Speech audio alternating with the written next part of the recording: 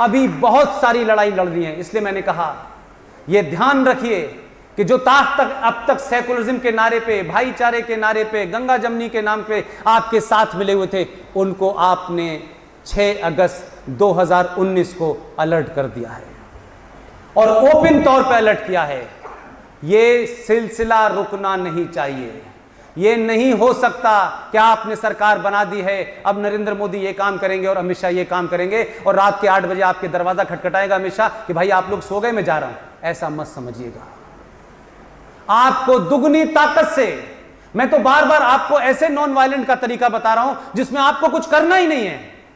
आप सिर्फ एक काम करिए, हर छोटी छोटी बात पे प्रतिक्रिया मत दीजिए। मेरी एक विनती है, यह बात कड़वी लग सकती है, ये इस देश में ब्राह्मण सम्मेलन, ये क्षत्रिय सम्मेलन, ये वैश्य सम्मेलन, ये अगर करें तो अपने समाज की कुरीतियों को दूर करने के लिए कहें, इसको राजनीतिक तौर पे न करें। आप जो भी हैं, आप जो भी हैं उसे घर तक सीमित रखिए। घर के बाहर आप सिर्फ सनातनी हिंदू हैं और कुछ नहीं। और कुछ भी लड़ना नहीं है आपको, न किसी को गाली देनी है, न किसी के खिलाफ कुछ कहना है। अपने सनातन होने का, अपने सनातनी होने का, 5000 साल पुरानी सभ्यता का, अपने इतिहास पे गर्व करना सीख जाइए। अपनी पहचान को इंफीरियरिटी कॉम्प्लेक्स में मत बदलिए। जो है हम वैसे ही रहेंगे, जिसको बदलना है वो मेरे लिए बदले, मैं किसी के लिए नहीं बदलूंगा। और बार बार एक शख्स संविधान के पद पे बैठने के बाद, हम और आप तो कुछ भी नहीं है भाई, हमें दुनिया में कौन जानता है, मोहल्ले में 2 लोग भी नहीं जानते होंगे। जब हमको इतनी चिंता है, वो शख्स इतने बड़े पद पे बैठा है, पूरी दुनिया उसकी तरफ देख रही है, लेकिन उसके बीच में से भी वो आपको मैसेज देता है। आपको समझ नहीं आता कि केदारनाथ में क्यों बैठा था? आपको समझ नहीं आता कि नेपाल के मंदिर में 8 घंटे पूजा करने के बाद रुद्राक्ष और जिन वस्त्रों में बाहर निकला, क्या मैसेज था उसका? वो आपसे थोड़ी नहीं कहेगा संवैधानिक पद पर बैठने के बाद कि अपने हिंदू होने पे गर्व करो, अपने आप पे गर्व करो, अपने इंसान पे गर्व करो, अपने इतिहास पे गर्व करो, अपनी पहचान को तो जानो यार, तुम हो कौन? क्योंकि कुछ बौनों ने आपको कुछ पढ़ा दिया है, लिहाजा आप दिन रात इसी कॉम्प्लेक्स में रहते हैं कि देखिए साहब हम तो ऐसे थे, हमारे बाप ऐसे थे, नाना ऐसे थे, हमसे ये हो गया। हम आप अपोलोजिस्टिक मत होइए 1 मिनट के लिए, क्योंकि आपके अंदर वो खून है, वो आपका डीएनए है कि 5.5 लाख लोगों ने, जहां आपकी हजारों साल सभ्यता रही हो, हजारों साल सभ्यता रही हो, उस जगह उन जिहादी मुसलमानों ने कश्मीर के मस्जिदों का सहारा लेकर के हथियार के डर से 5.5 लाख कश्मीरी, आप यकीन मानिए, 20 ऐसे हमारे मित्र हैं। सुशील पंडित जी के कल मैं घर गया था, उनके पिताजी नहीं रहे बेचारे।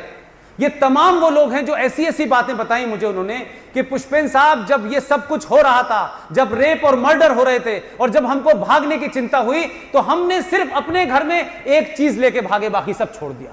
समझ सकते हैं क्या? सोचिए कि उनकी जहन किस तरीके का होगा, क्या कैफियत होगी, क्या सोच होगी उनकी, जब वो लोग भाग रहे थे। जब उनको वहां से रास्ता मिला, कोई सड़क के से भागा, कोई ट्रक में बैठ के भागा, उन लोगों ने अपने बच्चों की डेट ऑफ बर्थ सर्टिफिकेट और मार्कशीट लेके भागे, बाकी सब कुछ छोड़ दिया। और उसका नतीजा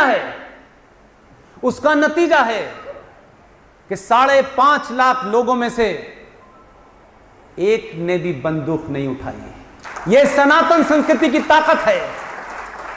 लोग कहते हैं ये कायर लोग थे।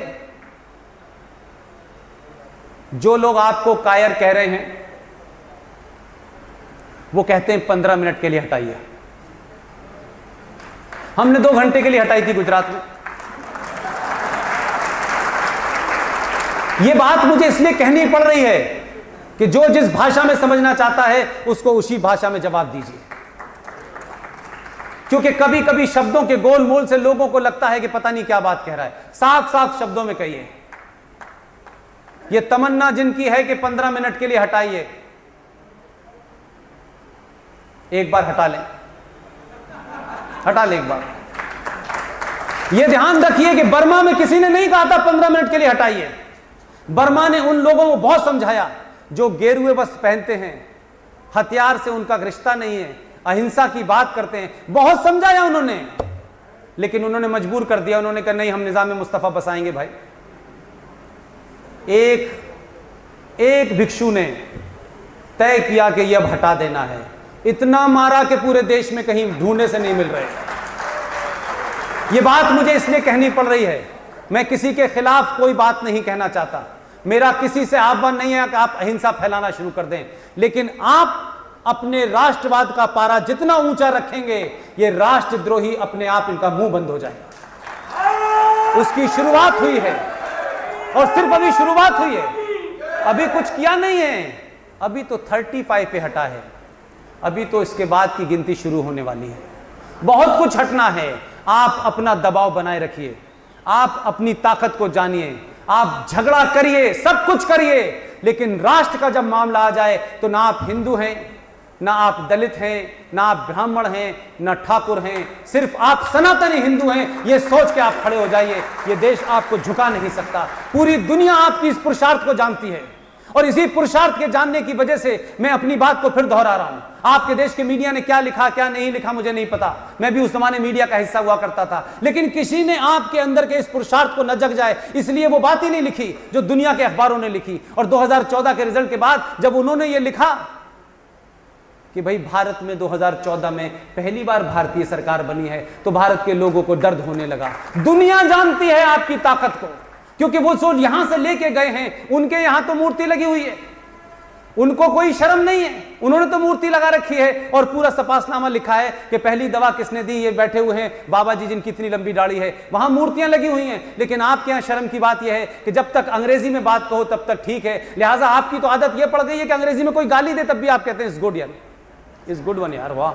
तो हम बीमार हैं, अपनी बीमारी को दूर कीजिए, किसी के पास जाने की जरूरत नहीं है, इसका इलाज आपके पास है। आप रहिए, किसी के लिए अपनी पहचान को मत बिटाइए, किसी के लिए अपने आप को कि वो खुश होगा या नहीं होगा इसकी चिंता मत कीजिए। आप सही होंगे, जिसको खुश होना होगा वो होगा। आपके आदमी ने अपनी पहचान नहीं मिटाई, पिछले 5 साल के अंदर पूरी दुनिया उसको उसी पहचान के साथ घर में बुला रही है। कोई नहीं पूछ रहा उससे कि ये कट्टरवादी था, ये कौन सा वादी था। आज इस्लामिक वर्ल्ड का हर बड़ा पुरस्कार उसको दे रहा है, जो सेकुलर थे उन्हें तो दिया नहीं, तो इस कम्युनल हिंदू आदमी को क्यों दिया। उनको भी समझ में आ गया कि ये जो है वही कह रहा है, ये कोई बात ऐसी नहीं है कि जो कहेगा करेगा कुछ और। इसीलिए मैंने कहा कि 35 में जब हटी तो खुल्लम खुल्ला हटी के कहा और करा और ओपन करा और बताया दुनिया को हमने हटा दिया। और जिन लोगों को कहना पड़ने कि नहीं हटना चाहिए हटना चाहिए, उन्होंने पड़ोसियों से भी कह दिया कि वो छोड़ें।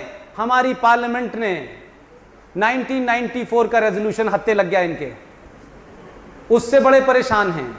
इसीलिए जैसे ही ये नैरेटिव आया कि हमारी तो पार्लियामेंट ये पास कर चुकी है 1994 में, अब तो सिर्फ हम ये तय देख रहे हैं कि किस दिन मुहूर्त निकलना है और किस दिन हमें उधर जाना है। पाकिस्तान ऑक्युपाइड कश्मीर हम लेना है, हम लेके रहेंगे। लिहाजा इसी से घबराया हुआ है कि अब तो बहुत बड़ा हमला होने वाला है, अभी कुछ किया नहीं आपने।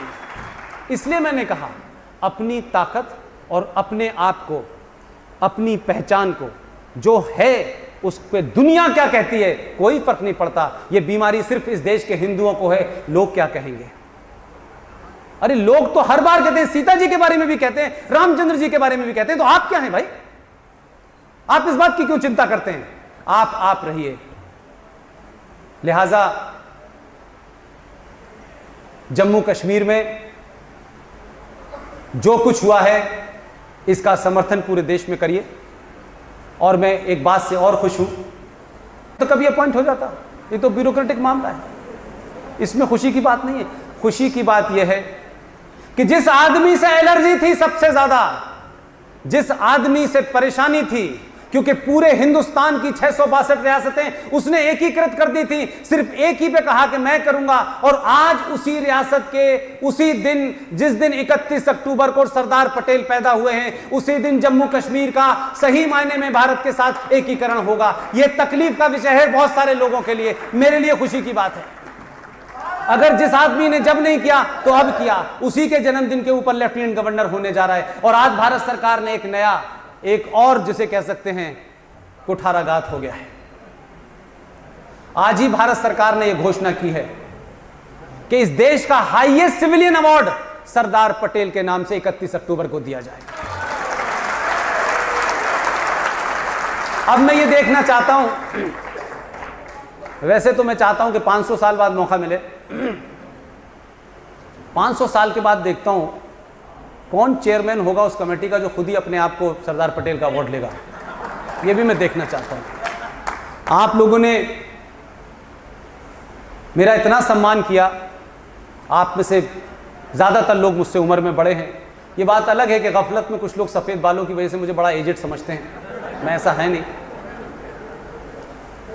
अपने घर में आना और इतना ऑनर और इतने बड़े बड़े शब्दों के साथ नवाजा जाना, अशोक भाई, उनकी पूरी टीम, ये तमाम सारे लोगों ने इतनी मेहनत करने के बाद मुझे यहाँ बुलाया, मुझे ये सम्मान दिया। मैंने पहले ही कहा कि आप विदेश में जाकर के कितने भी अफलातून हो जाएं, अगर आप घर के अंदर आपकी माँ इस बात से खुश हो जाए कि आपने बड़ा काम किया है, वो नोबेल से बड़ा होता है। लिहाजा आप सब लोगों ने एक बार फिर इस प्रण के साथ कि हम किसी भी कीमत में ऐसे जो कास्ट के नाम पे, जाति के नाम पे सम्मेलन होंगे, उसमें कुरीतियां तो हो सकती हैं, लेकिन उसको राजनीतिक हथकंडे के लिए इस्तेमाल नहीं करेंगे। फिर हमको लगेगा कि हम राष्ट्रवाद की बात तो करते हैं, लेकिन निजी जिंदगी में हम बेईमानी करते हैं। बहुत बहुत शुक्रिया, थैंक यू वेरी मच।